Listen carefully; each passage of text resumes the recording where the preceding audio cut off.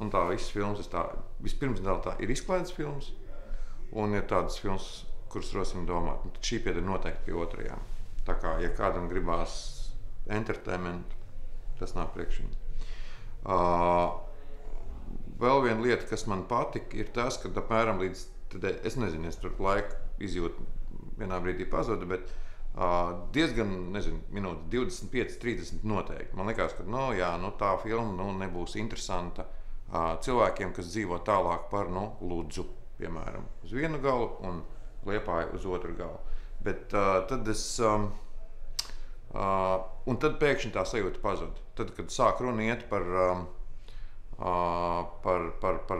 izvēli, par vērtībām, par domāšanu,